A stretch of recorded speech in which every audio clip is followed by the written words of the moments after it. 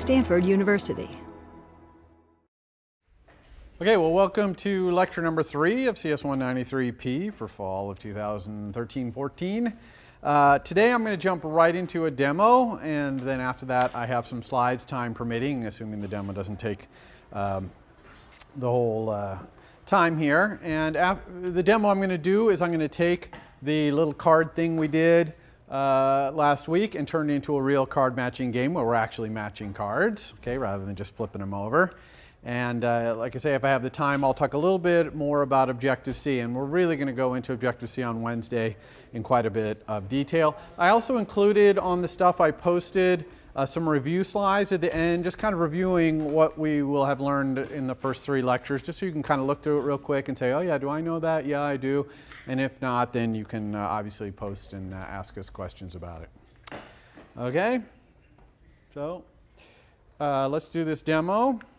So for the demo, I'm going to start this demo actually by giving you the solution to the homework. I told you I was going to do this.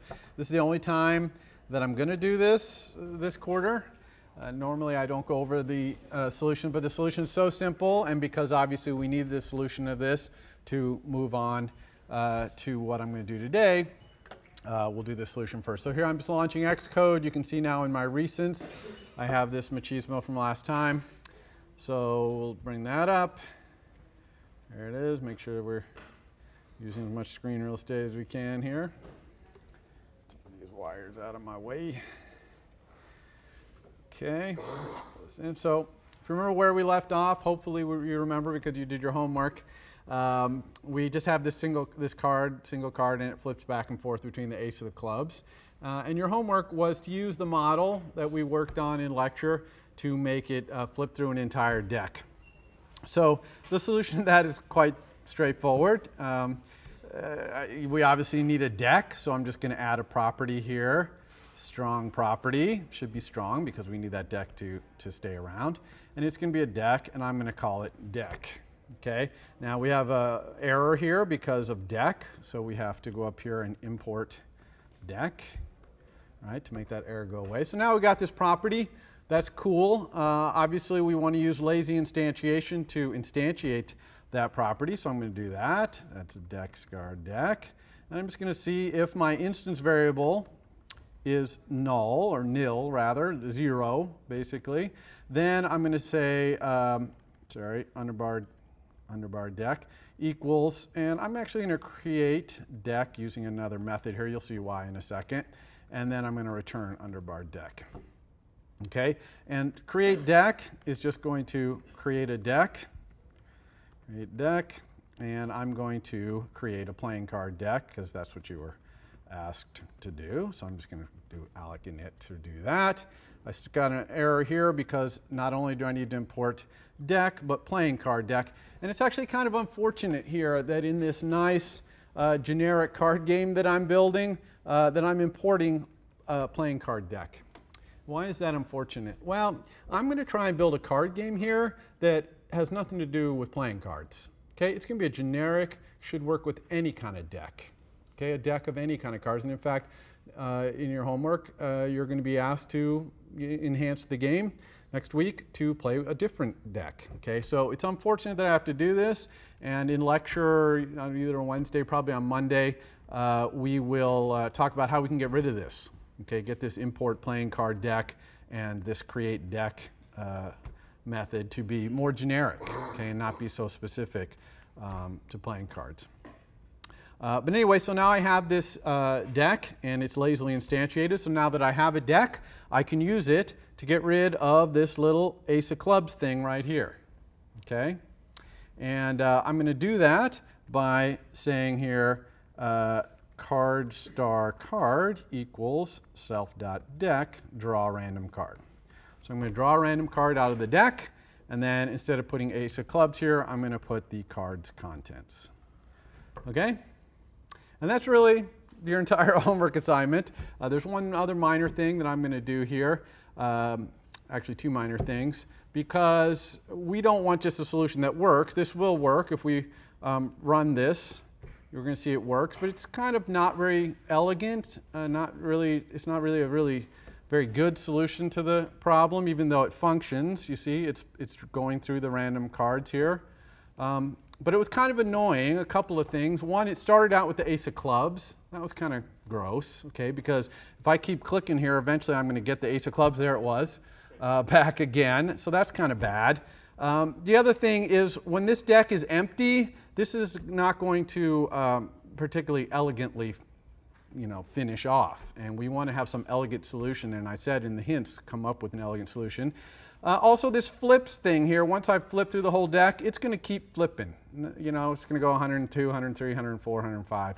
That's not very elegant either. So let's fix all three of those things with simple, elegant solutions, okay? So my simple, elegant solution to the ace of clubs, which I hinted at for you, is simply to start it face down. So I'm going to get a card back here, get rid of the ace of clubs, and now this card starts out face down. So I didn't even have to write any code, and I just used my brain over my brawn to make sure that this works, right? So that's kind of an elegant way of thinking about solving that problem. So we'll just start it face down. There was no required task that said you had to start with the ace of clubs face up. So that's a good solution. When it comes to running out of cards, I think an elegant solution is it just will stop flipping at that point. I mean, you could make arguments, load up another deck, other stuff, but I think a simple solution is just once you run out of cards, you keep clicking and it stops flipping, okay? So how are we going to do that? Well, I know some of you are going to say something like, if number of flips equals 102, then stop flipping. And that's really, really bad. Okay, that's very bad design because that 102 is like a magic number you've just put into your program, and there's completely no reason for that bad design either. All you need to do is just say if card, then flip it. Okay, so I'm going to flip it here. I'll make some more space so you can see. Otherwise, I'm not going to flip it. Okay, so this is a super elegant solution to, not continuing to flip this thing over when the deck runs out. And we know that draw a random card returns nil. If you remember from our implementation, it returns nil when the deck is empty, so perfect. Once it's nil, it's just not going to flip back over to the content size. It's going to always stay on the back side. Question? So then what about flip count? And flip count is the third thing that was kind of not very elegant. So how can we fix that? Well, there's a number of ways to go at that, but I think a simple way is to only flip, when we actually do the flipping over. Now, this is kind of not a great solution because here we're not actually flipping over.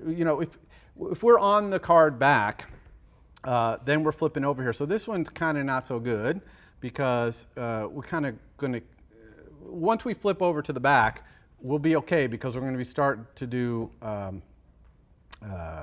we'll be executing this code over and over right here because we'll always be on the back.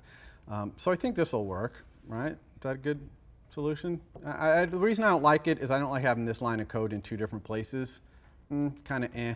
I could have done a lot of other things here. We could have factored out the image and the string into separate local variables and had our if, apply those and stuff like that. I think all of that would be a little bit of overkill. So let's see if this works. So here's our thing here. So it started face down. Let's click through the deck here. I'll click through it quickly. So I'm clicking so quickly through this, you'll notice that I'm not giving time for the thing to finish animating. Okay, and we're going to start talking about animation in the week after next. And one thing about animation is it's going to happen a little bit out of band with what's actually happening. So I am actually flipping here, and all that flipping is happening, but the animation is kind of slow, and it's staying behind. And that's kind of just, unfortunately, the way it is. The animation will eventually catch up. But here we go to our last card, and we get face down, and now we click, and it's not flipping over, and it stopped at 104. Okay? Any questions about this solution? Pretty straightforward. Again, elegance, simplicity, that's what you're shooting for in your homework, okay? Big overwrought solutions where you're adding a bunch of API and checking a lot of things are generally not preferred over more simple solutions like this, even if you have something where you kind of have these two lines of code that are doing the same thing, maybe shouldn't be replicated like this. It's a close call as to the really perfect elegance, but I was going for simplicity here too because I only have so much time. Okay. All right. So now we're going to go into doing the next phase of our card matching game, which is to make the game actually play. Now, the playing of the game is part of our model.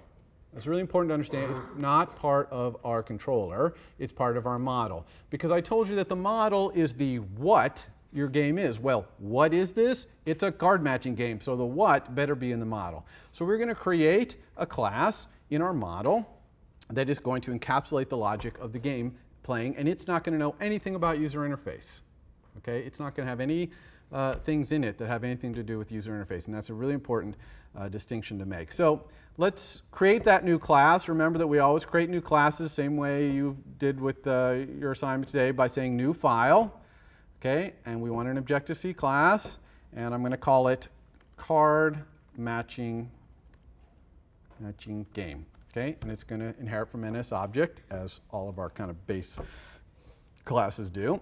And I'm going to put this thing in the same directory as the rest of my model, and I'm also going to put it in the same group in the navigator as my model as well. Okay, so it goes with all these guys, and it goes in this group. That's a nice thing to remember to do. All right, so we create it. Here it is. Okay, here's its header file right here, and I'm going to use this counterparts, automatic counterparts, to show the implementation. Okay, so there is its header file and its implementation. And I always, when I design a new class, I always try to give my first crack at its public API first. Okay, I'll go do its implementation later, but I want to kind of think of how are people going to use my class first, just to drive my overall design. Okay, and that's for a simple class like this. If you have a more complicated class, you might be having significant design meetings with your team to understand what's this object, how does it fit into the world. But if you're just doing a simple, straightforward class, especially if you're doing its first iteration, it's sometimes nice to just think, what is its API, we call it. Okay, API is the public programming interface for a class. So I need to think of what this card matching game needs to do. Well, one thing I know it needs is an initializer, okay, an init. But when I think about my card gap matching game, there's a couple of things it just has to know to initialize. It can't just initialize itself like a playing card deck can. A playing card deck knows everything it needs to know about a playing card deck when it's started, but this doesn't really know that. So I need a couple of things. One thing I need is, how many cards are we playing with? Okay, how many cards is the person allowed to match total, right? What's the total amount of cards? So we need that. So I'm going to say init with card count, and we'll make an NSU integer. Really, that count has got to be at least 2, you would think. So I probably, in my initializer, should check to make sure it's greater than 1. And if it's not, I'll probably return nil from self. In other words, I won't initialize. My alloc init will return nil. Okay, and we'll pick one way where it does return nil, but we should probably check that too. The second thing that I need is a deck of cards, because I got to deal these cards out, right? I'm going to deal them out, and then you're going to be able to pick some of them and do it. So I'm going to say using deck star deck. Okay, so there's an initializer, and of course to do that I need to import deck. All right, so that's pretty good start there. What else do I need for my game? Well, it's a game, so I think it should have a score. We'll say NS integer score. And again, NS integer, NSU integer versus unsigned int is kind of a style thing. I used NSU integer above. I'm going to use NS integer to be consistent here. And my score could be negative, possibly. So that's why it's not an NSU integer. It could be negative. And notice I made this property read-only. It's the first time we've seen that. And why is that? Well, that's because I'm the game logic. I get to determine what the score is. Nobody can set the score. I tell you what the score is. Therefore, there should be no setter for this property, at least not publicly. You're going to see in a moment, privately, we're going to make this read-write so that we can set it privately, right? Because we obviously need to be updating our score all the time as people flip these cards over and get matches, they get points, we need to update it. But publicly, we want it to be read-only. Okay? The only other thing I need to do is someone's going to be clicking on these cards. They're going to be flipping over and being chosen and possibly matching. So I need some sort of method to let somebody choose a card. So I'm going to call this choose card at index. NSU integer again, index.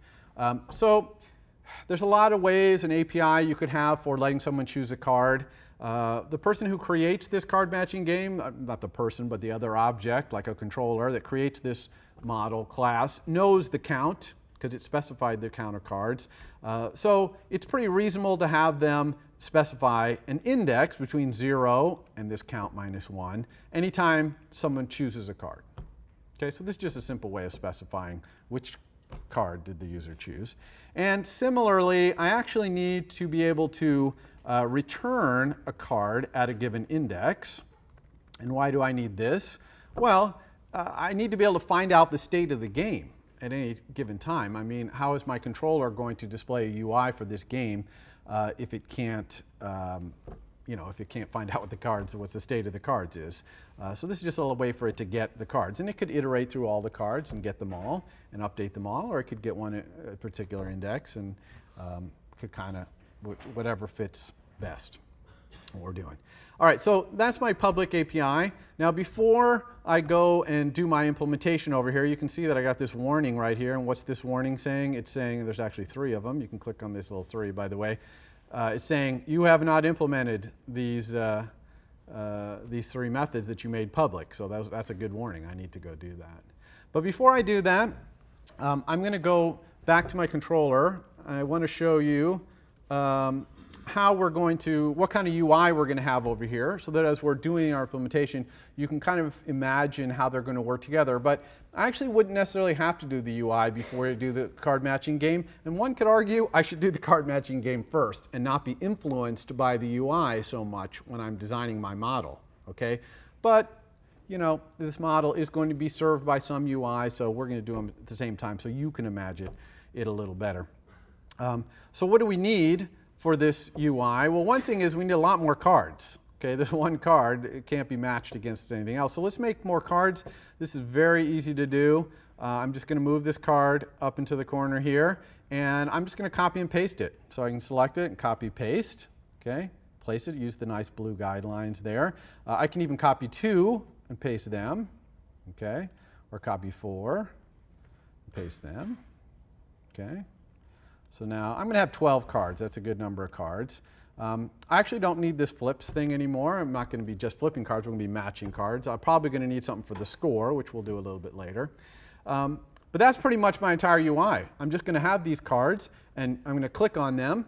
It's going to show a card, and then I could either click on it again to turn it back face down, unchoose it, or I could click on another card, and if it matches, I should get some points, and if it doesn't match, the other one, the last one I had, is going to flip face down.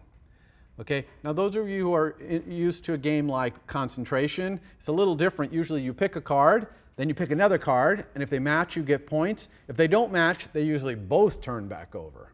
Okay, which would be a cool UI, but I haven't taught you how to do animation, and that's what you would need there, because that second card, when it comes up, would need to be on screen for a little bit before they both went down, because you got to at least get to see this one. So since you don't have animation, when you click on that second one, it's going to face down the previous one if they don't match.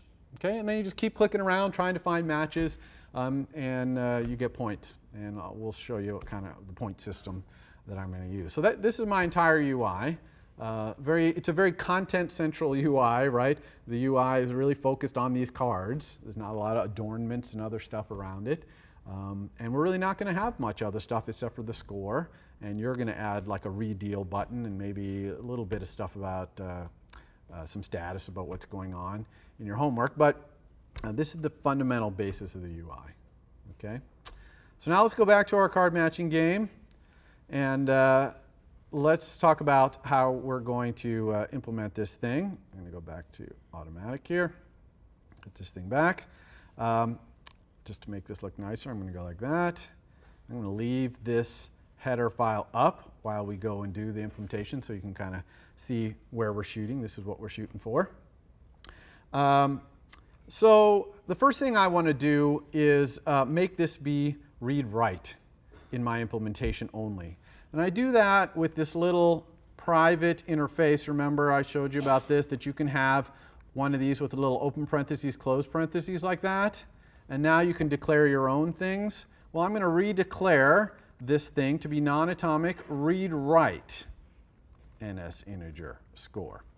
Okay, now this read-write, we don't use that very much because it's the default, right? Is chosen, remember the properties chosen and match that are in card? Those didn't say read-write, but they had a setter and a getter, okay? They were read-write.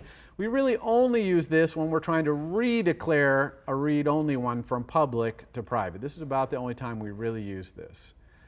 There are probably programming styles where people put read-write all the time, even though it's the default. Some people do that with strong, since strong is the default. I like to specify strong everywhere, just so it's really clear what's going on in my mind.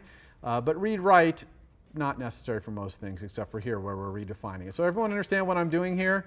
This is score. This is exactly the same score. It's just that this says there's going to be a setter. But I'm only going to be able to call that setter, at least not without a compiler warning, in my implementation, okay, because I've declared the read-write part here.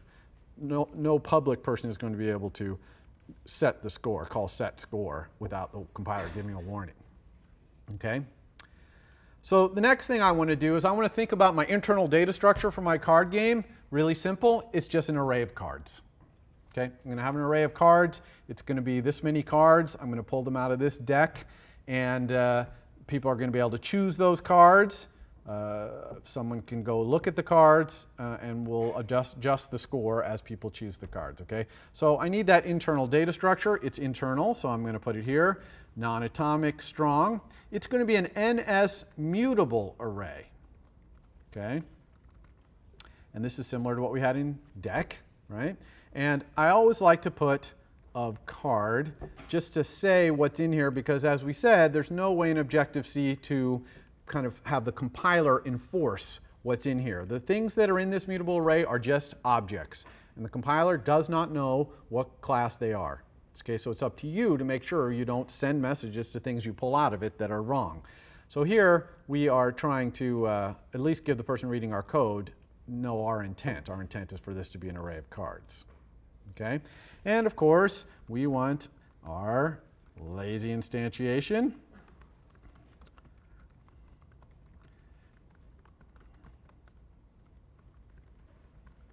Okay. So that's good. So now we have this array of cards. We can use it anytime we want. Again, we could do this initialization in the initializer, right? We could do this alloc init in here, but I happen to like using lazy instantiation. I think it's kind of makes the code in our initializer look a little cleaner. So let's do our initializer next, though. So I'm just going to copy and paste here. You know, probably not necessary to copy and paste, because if you just start typing this, it's going to escape completion. We'll do that with the other method just to show you that one. And then we all know that we do this weird thing here, self equals super init. Now, this is our class's designated initializer. In other words, you have to call this initializer, or our class will not be properly initialized. We could have other initializers that could call this one. Okay, if there were ways to default things or whatever, there is no way to do that, default it. So this has to be our designated initializer. So I'm actually going to put a comment in my public header file saying this is my designated initializer. That way, if anyone ever subclassed my card matching game, they would know that in their designated initializer, they'd have to call super our designated initializer.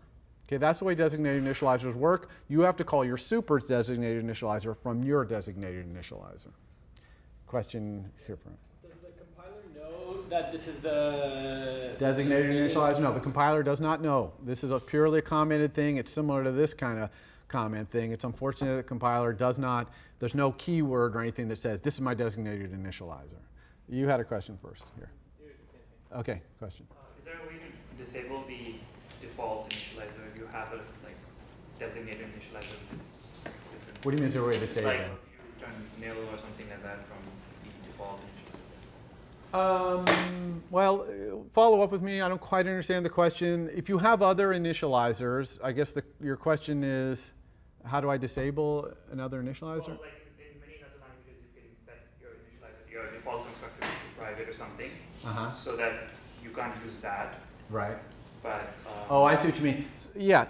Okay. So the question is, could I have another initializer, designated initializer, not be public or something, be private, and have things called from? Yeah, you absolutely could do that. Although if you make your designated initializer not public, then subclassers don't know about it because there's no protected in Objective-C. So anything subclassers need has to be made public for them to see it. It's still there. They can still subclass it, but to document it, you have to put it in your public API. So yeah, the whole thing with initializers in Objective-C is less than nicely supported by the language. Question.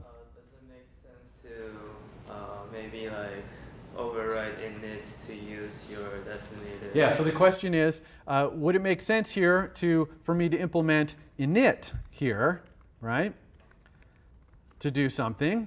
And actually, it might well make sense to override init, and you know what you would do? Return nil.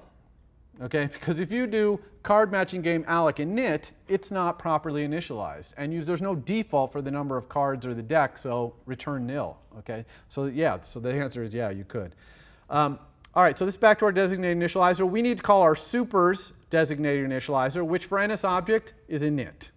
No arguments. Okay, then we just say if self, then we can initialize ourselves, and then we're going to return self. And if anything goes wrong in here, we will set self equal to nil, okay, and break out of this thing.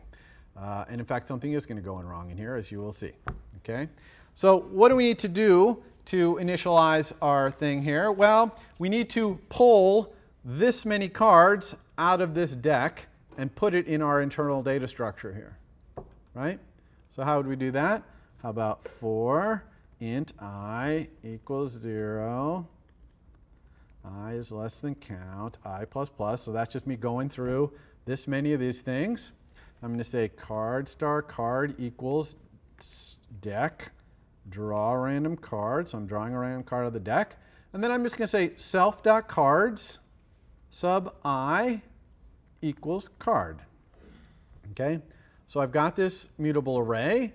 It's always going to be non-nil. So this is perfectly fine. Okay? There's one problem here, though. What if we run out of cards? Okay? What if you pass a playing card deck here and you say 100 cards for your game? Okay? This is going to eventually return nil, okay, and run out of cards. So we should check here and say if card, then we'll do what we normally do. Otherwise, self equals nil, break out of that for loop because we're dead. Okay? Question. So how can you access the ith element of cards, even to set it, if you haven't put anything into cards? So the question is, how can I access cards here to set it in this line of code when I haven't put anything into cards? Well, card starts out as nil, and then when I call the getter, self.cards right here is the getter, it's going to initialize it to an empty array, but it's mutable. So I can add objects here. Actually, oh, I'm sorry. You're right about that. Yeah, well, this is fine too. But maybe a better way to do this is to say self.cards add object card, because that's a little clearer. And in fact, you might be right. That wouldn't have worked. So this is a better way to do it. We'll just add cards to the deck. Okay, make sense? Sorry about that. I had a little different card there, but. And actually, I'm not sure if that would work. Let me think about that. So you're saying insert object. Yeah, actually, that probably would work too, because you'd be doing insert object add index. It wouldn't be, it would be just at the end of the array. That would probably work too. So you could do it either way. Because self.card sub I, that sub I thing, it's really just calling a method. Insert object at substring index. That's what the method is calling. You can look at the documentation to see the name of the method it's calling there. But if you insert object at index and it's at the end of the array, I believe that'll work. But if you do it at 500, that's not going to work, okay? Because it can only grow the array as you go, I believe. Question? Can you put different types of objects in the same array? So the question is, can I put different kinds of objects in the same array? And the answer is absolutely. You can, and we do occasionally, and we'll talk about on Wednesday how you deal with that, right? How we manage the fact that we have different kinds of objects in there. But yeah, it's absolutely perfectly legal. Okay? All right, so there's that. And again, as I said, we could probably say at the beginning here, if self, we could also have an if count is less than 2, right? Then return nil. We could do that, check that as well. Okay? Okay, so let's do some of our other methods here. How about choose card at index? Okay? Actually, let's do card at index, because card at index is super easy, right? This is card star. And notice if I start to type here, it knows that it's card at index. So it's going to complete that. I press tab to get there.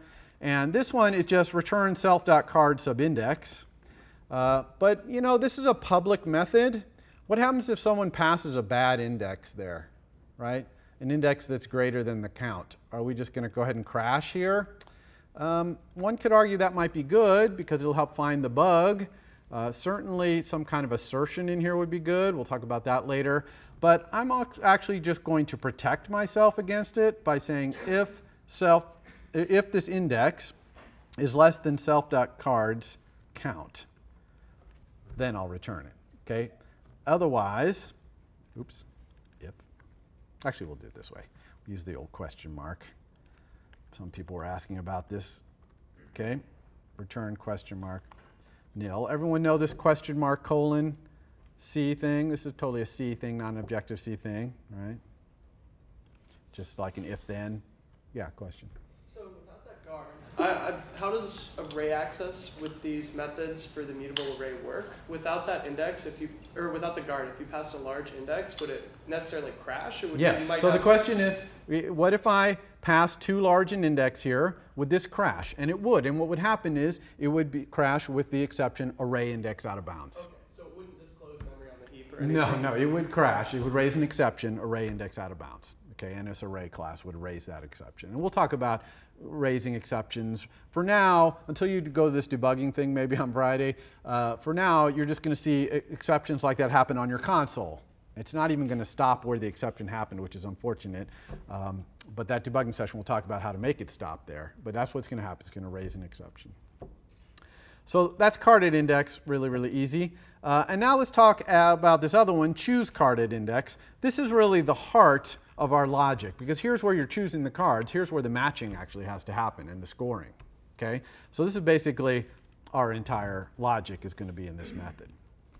So what do we need here? Well, they're choosing a card, so let's get the card they chose. And I'm going to call self card at index to get that card. Okay, so now I have the card that they're choosing here. Now, if a card that they chose has already been matched against another card, then I'm going to do nothing here. I'm going to ignore when you try to choose a card that's already been matched, successfully matched with another card. So I'm just going to say here, if card is matched, and actually I'll just say if not card is matched, we'll do something. Otherwise, we'll just do nothing. Okay? So I'm only going to match these cards. If we're only going to try and match two chosen cards if the card you just chose was not already matched. Okay, that makes sense? Everyone see why I would do that? Okay, if it's already matched, you can't match it against another one. So now the question is, if the card is already chosen, then what am I going to do? Then I'm actually going to flip the card back over or unchoose it. So I'm going to say card.chosen equals no. Okay, so if you pick the card that's already chosen and you choose it again, it's going to unchoose it. So it's kind of a toggle. Choosing a card is kind of a toggle, it on and off. Notice that we have the getter is chosen. Remember we renamed it in our header file with that getter equals is chosen. But the setter, okay, we don't use the is chosen. Setter is still chosen. Chosen is the name of the property. Okay, everyone remember that from card? Hopefully you had to type it in so you remember it. So otherwise, we're in here. In this case, we're choosing a new card, and we need to match it against other card. Okay? Let's say another card. Now, our matching game only matches 2 cards. In your homework, you have to extend this game to match up to 3 cards. Okay? That's going to be part of your homework assignment. But here, we're only going to match 1 other card. So all I need to do here is look through all the other cards in my cards array up here. Right? This is my internal data structure. I just need to look through them all and find and go and see if there's another card that is chosen and not matched. And if it is, I'm going to try and match it against this card that was just chosen. So to search, I'm just going to go through my cards, for card, other card, in self.cards. Okay, I'm going to go through all the other cards. And if I can find an other card that is chosen and is not matched, okay, then bingo, I found another card to try and match. Now, there can only be one other one because I only do 2 card matches, and I'm always looking for that second match. So if it doesn't match, I'm going to flip that, unchoose that other one anyway. So I'm ready to go here. I've basically found the only other possible card that can match. Now again, when you do a 3 card match or an N card match, if you so choose in your homework, which might be a good idea, you might find a number of cards here. You might have to collect them somehow in an array or something so you can match them against each other. But here, I don't have to worry about that. So I found this other card that's also chosen. Let's match them. And I'm going to do that by saying match score equals the card that we chose up here, right? This is the one that the user is choosing. Match, colon, remember that's our method in card that matches 2 cards. It takes an array though, an array. So I'm going to have to make an array on the fly and put the other card in it. Okay? Everyone understand this line of code? I'm matching this card against this card using the match method in card. Okay? But I had to create this little array on the fly because match is actually capable of matching multiple cards, which is good because your homework's going to require that. But here I'm only doing 1, so I just create this little blue @ square brackets thing to create an array. So now I've got this match. Now, we've defined match, kind of the semantics of match, are that if it returns non-zero, then there was a match of some sort. If it returns 0, no match. Okay, that's what match colon means. Okay, that's what we've just defined it that way in the semantics of our model. Probably we should have put a comment in our card.h that says match colon returns 0 if no match, otherwise how good a match it is, basically. So match should be returning high score if it's a really good match and a lower score if it's not so good a match. Okay, that's kind of the semantics of it. All right, so what if it is a match or it's not a match? We have to deal with both of those cases. All right, so in the case that it is a match, then let's give ourselves that score. Okay, and both these cards matched, so let's mark them both as matched. So we're going to say card.matched equals yes, and the other card.matched equals yes. Right? So they're matched, they're out of the game, we got some points. Now what if they don't match? Well, I told you if they don't match, I'm going to turn that other chosen card, I'm going to unchoose it, basically. So I'm going to say other card.chosen equals no. Okay? And also, I think I'm going to impose a penalty for doing this. Okay? I'm going to subtract something from the score. I'm going to call it my mismatch penalty here. And I can make a constant. Now, let's talk a little bit about constants. You know, this is C. Okay, so you're going to make these constants however you want. One way to do it is to say #define, right? So I could say #define mismatch penalty. Oops. And we can make the mismatch penalty be, you know, the mismatch penalty is, what did I decide? I think something like 2. So I'm going to take away 2 points if you mismatch. So that's one way to do it. Another way to do constants is const. Okay, a static const even. Static const int mismatch penalty equals 2. Okay, so that's another way to do it. This is kind of as you prefer. The nice thing about these static const is they're typed, right? Whereas a #define is not typed, it's just substituting, okay? But here you've got a typed thing. You'll be able to see this in the debugger better because it's typed. But it's really kind of your own thing. I would just say be consistent about what you choose to #define versus what you decide to make a static const, okay? Totally up to you. You know, the other thing I'm going to do here is if you match, since I'm basically charging you 2 points if you mismatch, if you match, I want to give you a lot of points. So I'm actually going to give you a match bonus. Oops, match bonus. Okay, this is going to be another constant here. Put this up here. Actually, let's copy and paste this. This, paste. And I'm going to give you 4 times whatever your matching is because I'm giving you this penalty, so I want to give you a bonus if you actually match. So whatever the match score is, however good a match it is, you're going to get 4 times as many points if you match. Okay? And these are things that you would want to tweak, or maybe like possibly in your homework, you might even want to make these be public API to set these bonuses and penalties. Okay, maybe that's something that wants to be settable, but we're going to make them constants for expediency in our game. The other thing we can do here is if we find this match right here, we can break out of this 4. Okay, and that's because we're a 2-card matching game. Once we found a match, we're done. Okay, we found another chosen card. We processed it. We don't need to keep looking for more matching cards. Again, if you have a matching more than 2 and you're collecting cards, you may not be breaking out of this loop down here. The other thing I wanted to do here is if you are choosing the card and flipping it face up, I want to make it cost something. So I'm actually going to make a cost to choose, and I'm going to make it be 1 point. Okay, that's because I don't want you to be able to just, flip the card over, flip it back down, flip the card over, flip it back down, eventually memorize all the cards, and then flip them up and get all your matches. So it costs you a little bit. If you forget a card and you have to look at it again, it's going to cost you just a little bit, okay? Not as bad as mismatching, but it costs you a little. Question? I think maybe break should be 1 line out, because otherwise it breaks. Oh, yeah, you're right. Good call. See, now I rely on all of you to make sure I don't make mistakes like that. So yeah, absolutely. This break needs to be inside this if, because we only break out of this 4 when we find another card. Good call. And the last thing, of course, is I want to mark this card as chosen. And sorry for the gaps there. Okay.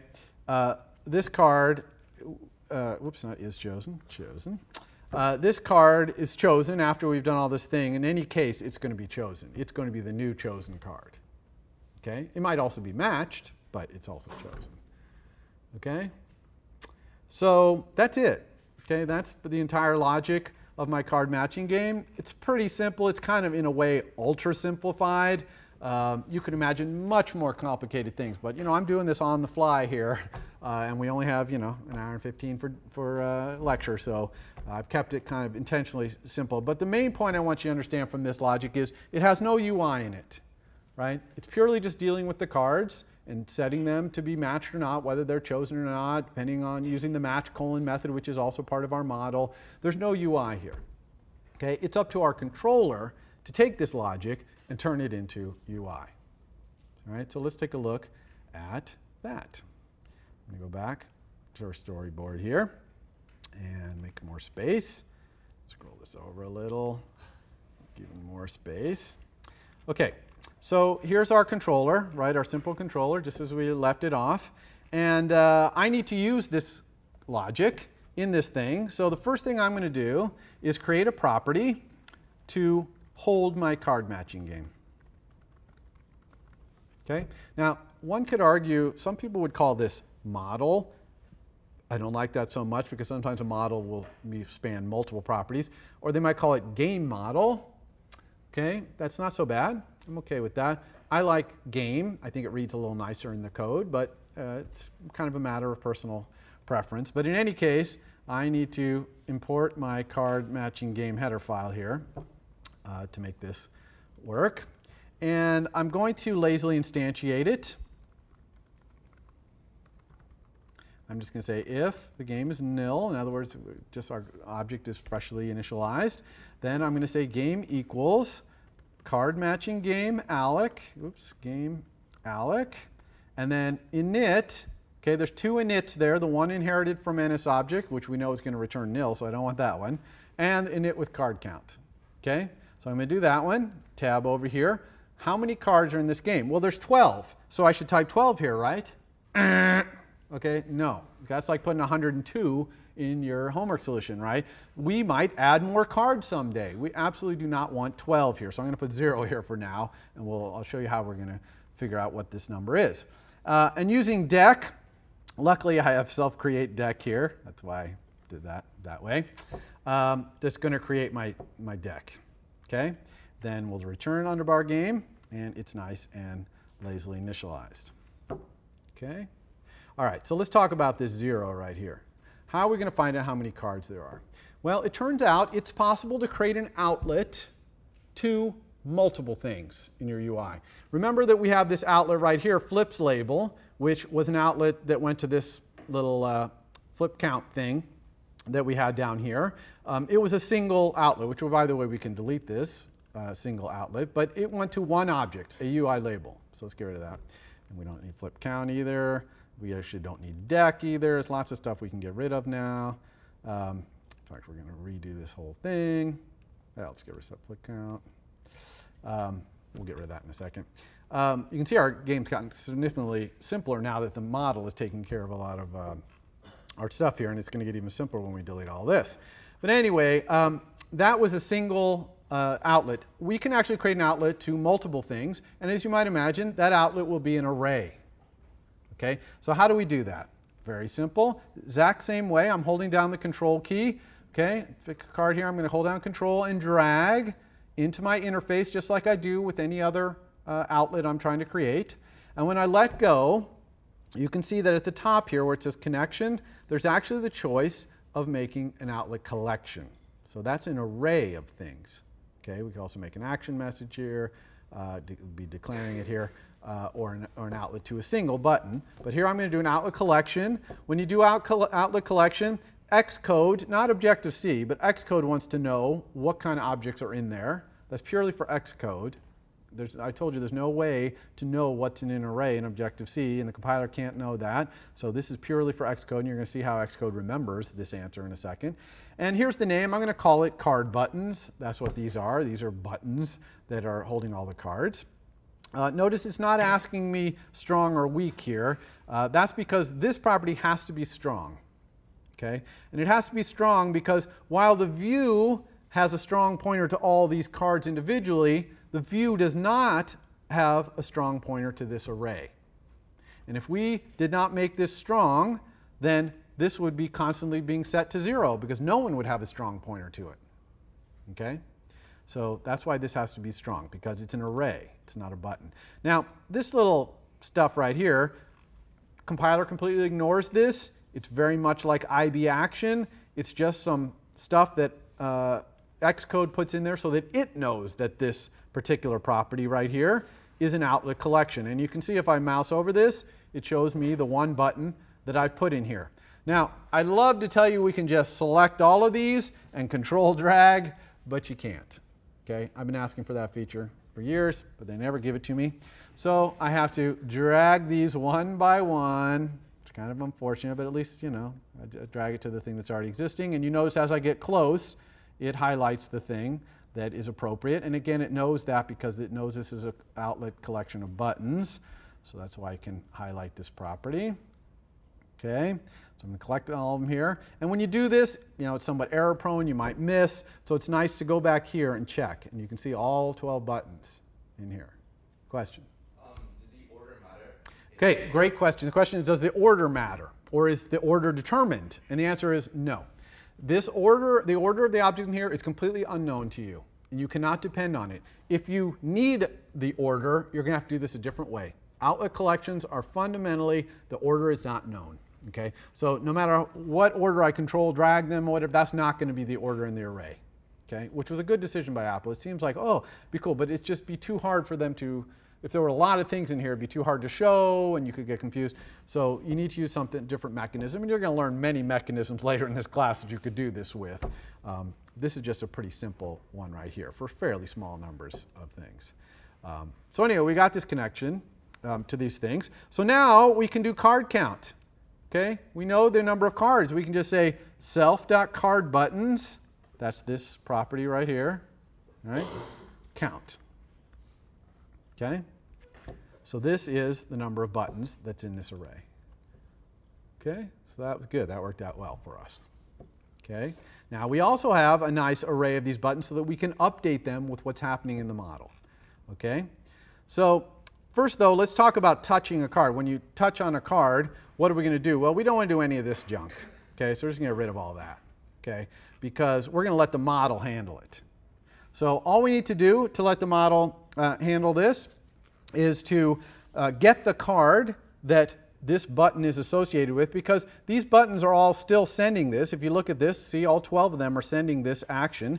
And the sender is still the actual button you touched on, not the array, but the actual button, because this is the target action thing right here. So we can still find out who's sending it. And in fact, we can even find out its index in this array by saying card index equals self.cardButtons index of object sender. Okay, so this is going to tell us where this sending button is in this array. Okay, so now that we know which card it is in the array, we can just tell our game, please choose the card at that index. Okay, and we're just going to tell our model, hey, choose that card. Now, one thing here, though, is choosing that card might change the state of the game. Okay, might cause some points or match some cards. A lot of things could change. So we're going to put a little update UI here. Okay, and this update UI method, which we're going to have to write, has got to keep our UI in sync with the model. And remember, that's one of the primary things a controller does. It syncs up the model with the UI. Okay, so let's go ahead and put a little thing here, update UI.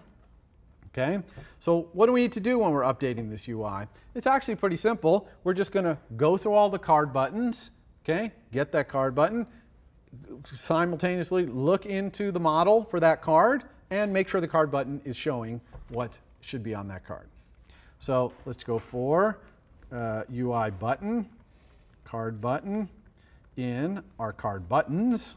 Okay, so we're iterating through all these buttons. Card button is going to be the variable. Let's go ahead and get that card index again for the same thing, self.cardButtons, index of object, the card button, that is our iteration variable. Everyone cool with what we're doing there? Right? So we're just figuring out which card it is. Then we're going to ask our model, give us the card at that index, using card at index.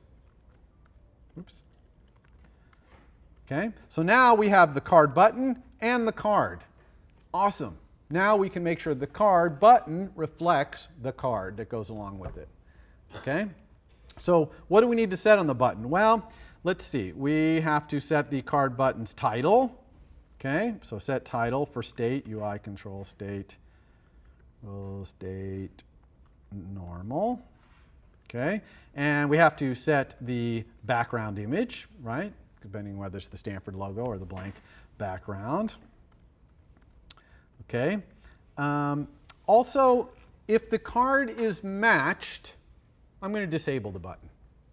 Okay, because you've already matched this card, you can't click on it anyway, so I'm going to disable it because a disabled button looks a little different, and I want buttons that are matched to look different. Yeah. For the 4, as you go through all the card buttons, does that go from 0 to n? It does. So the question is, does a fast enumeration like this, when you do this for in thing, does that go from the 0 to the end? And the answer is it does. It does go in order. You could theoretically just You could. So the question is, do you not need this? You could just have another iteration variable, or you could use an iteration variable here, like for I equals 0 to the line. You could. I don't like to depend on that going from 0 to whatever, so that's why I use this here. It's a matter of style. Totally a matter of style. This is also kind of a little clearer because here I'm saying I want the card that goes with, the card button that goes with this thing. So the last thing I'm going to say is the card button enabled equals the card is matched.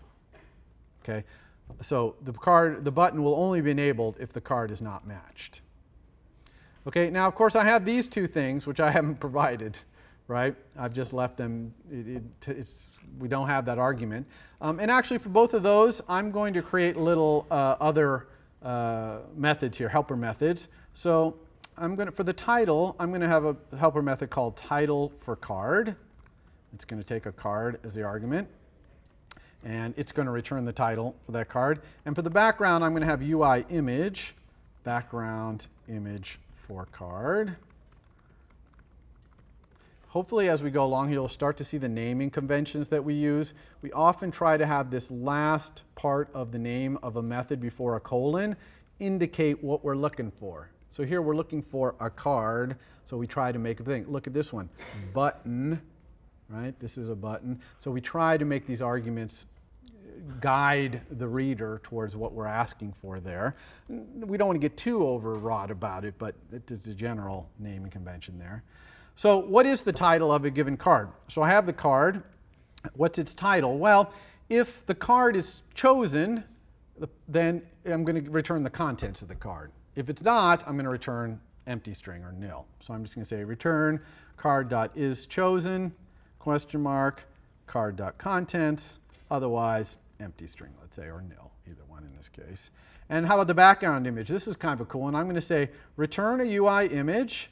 Image name is card.isChosen. So if the card is chosen, then I want the card front, otherwise the card back. Now you probably think I'm just in love with this question mark colon syntax, which I do like it a lot. It's kind of clean. But anyway, you understand what I'm doing here, right? I'm actually having the name in here with the question mark colon nested inside the message file to get the image. Okay? So now I can use that here. Let's do the title first. I'm just going to say self, title for card, the card, and then here I'm going to say self, background image for card. And both of these I'm going to hit return just to make this a little easier to see. Okay? So that's pretty much it. Okay? I've matched up my UI with my model. When I touch in the UI, I let my model know to choose a card, and we're pretty much good to go. I think that's all I wanted to show. Yeah, we'll do the score in a second here. We need a score, but before we do the score, let's go ahead and run this and make sure that it's working. Okay, so when I click, hopefully I get a random card, and when I click again, hopefully it continues to be the same card. Okay, that would be bad if that was constantly getting a random card, but we know we got rid of that code, so it's not going to do that. So there's a king, 5, 2. Okay, now we got 2 clubs right here, so I could do that. Oh, didn't match. Okay, so why don't these match? They should match. The answer, anyone want to tell me? You know? The match function is still just direct match. Absolutely. The only match function we have is this really bad match function. Let's go look at it. It's right here in card. Okay. This is the only match function that exists in our entire application, and it only says it's a match if both cards are identical. Well, that's never going to be true in our thing because we have a deck of 52 cards. Every single one is different. So it's never going to match. So how do we deal with this? Well, we need to teach playing card how to be a better matcher. Okay? Because cards implementation of match is simply not sufficient. So what we're going to do is we're going to override this. We're going to use object-oriented programming. That's what we're here for. So we're going to override it. Let's go to playing card. Here's playing card. Now, notice that playing card doesn't declare match in its public API. Okay? It inherits it from card. And I'm not going to redeclare it just because I'm going to implement it. So I am going to go here and I'm going to re-implement match. Okay, it knows that match is a method I inherit. That's why it was able to escape complete it like that. But I'm not going to put it in my public API, and that's generally the way we do it. Okay, generally, if you inherit a method and a public method and you override it, you don't have to put it in your header again. Some stylistically would say, yes, put it in there so that someone knows that you override it. But most object-oriented people would say, you shouldn't have to know that you override it.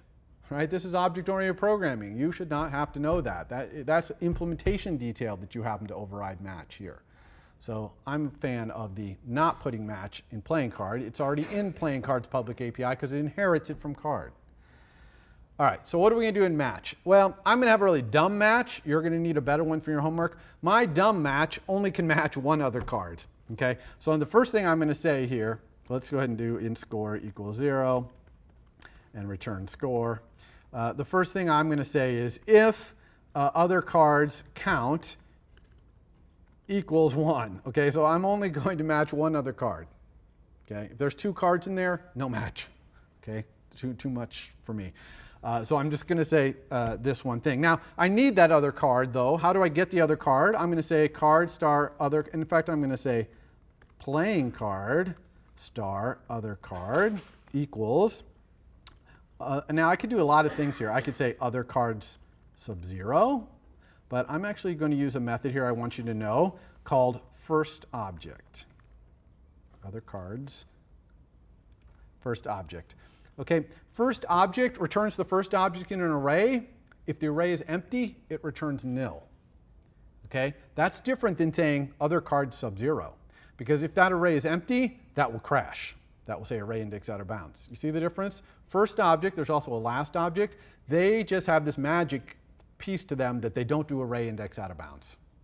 Okay? But otherwise they return the first object, or nil if there's no objects in there. Okay? I just want you to know that. I don't actually need it here because I know there's one object in that array. So this is not really necessary. I could say other card sub-0. It'd be okay here. But I'm just trying to teach you the method first object. That's all. So I got this other card. So let's go ahead and match it. What's a good matcher? Well, if the suits match, I'll give a little bit of points. But if the ranks match, I'm going to get a lot of points. So let's say if my self.suit is equal to string, the other card's suit. Okay, so the suits match. They're both clubs. Then I'm going to say the score equals 1. Okay, and we can say else or not because we're going to assume the cards are all different. So if the cards are the same, then you're only going to get a suit match, which doesn't even really make sense. But let's say if self.rank, oops, we don't even need to send a message there. If self.rank equals the other card's rank, then let's give 4 points. Now, why do I give 4 versus 1? Well, think of the math, right? If you have a club in your hand, how many other cards are there in a full deck that will match a club? 12. Okay? If I have a king, how many other kings are there? 3. Okay? So 12 versus 3, it's 4 times easier to match the club, assuming you have a full deck. I'm just picking numbers kind of at random here. It's not a bad choice for the scoring here, but mostly I'm just trying to get this relative scoring right. Question? Yeah, so the question is, am I using magic number? And absolutely. And you probably, you know, this whole thing of the scoring here is somewhat magic numbers in our simple implementation. You probably,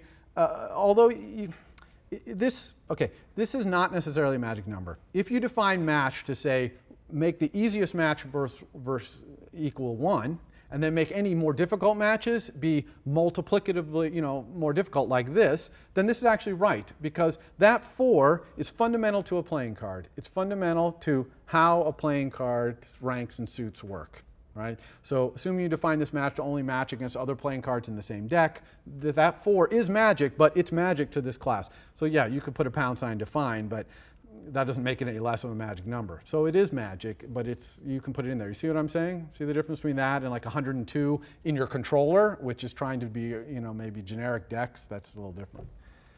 Good question, though. All right, so now we have a better match. So now if we go back to our controller, so let's do that. Just back on screen right here, and run.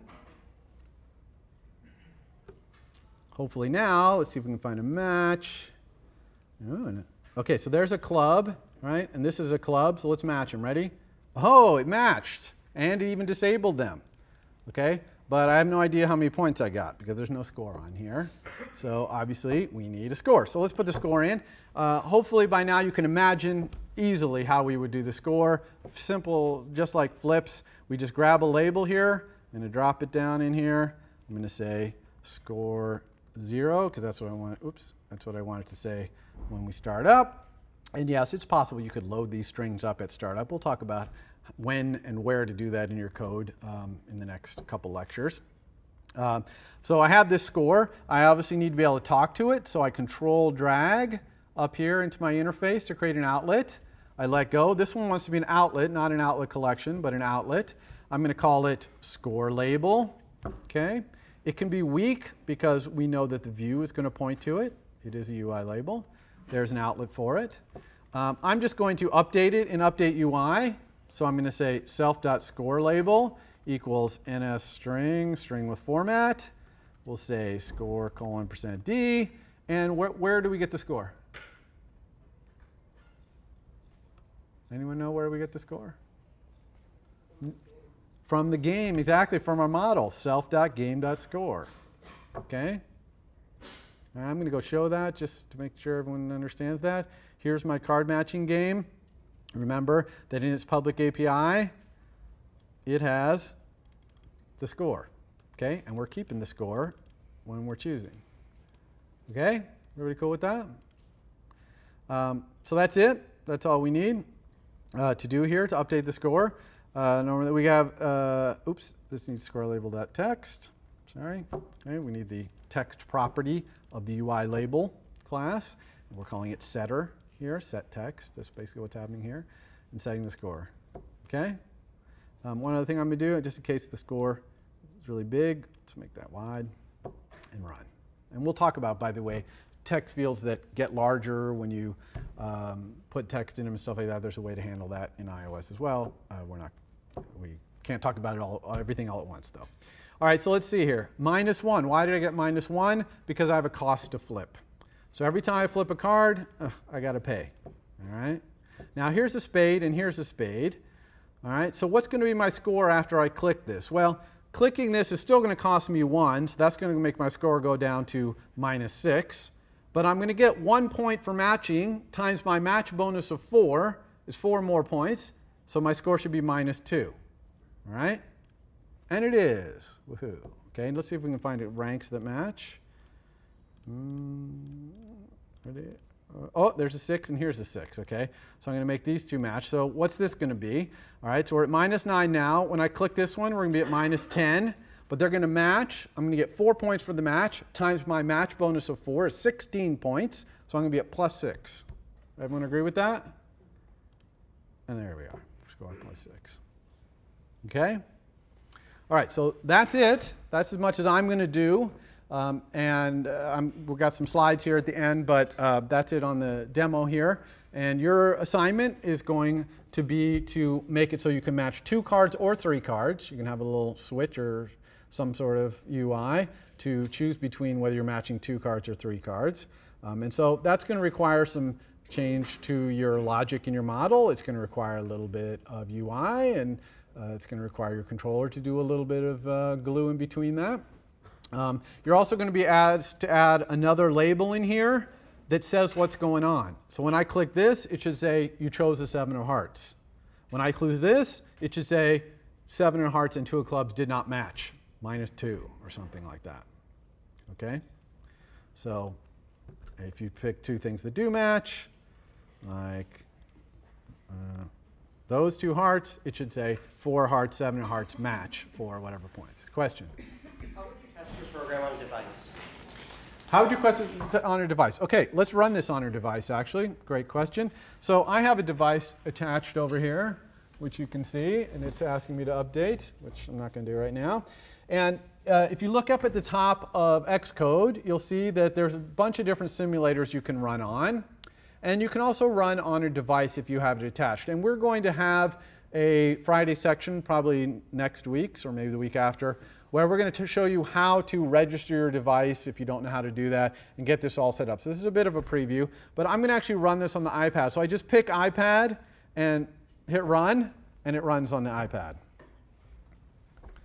And I'm going to start doing this for most of the demos, is running it on a device instead of running it in the simulator. It's a little nicer because the screen's a little bigger, as you can see. And so here it is on my iPad here. And so I can tap. And oh, it crashes. Oh, yeah, that's not good. What did I do wrong here? Well, I don't know what I did wrong, but I messed it up when I preset this up, so I'm sorry about that. But I will show you that. I'll start running all my demos, hopefully, on a device starting with next Wednesday's thing, and hopefully I won't make this mistake. Sorry about that. Anyway, okay, so that's it. Any other questions about it? For more, please visit us at stanford.edu.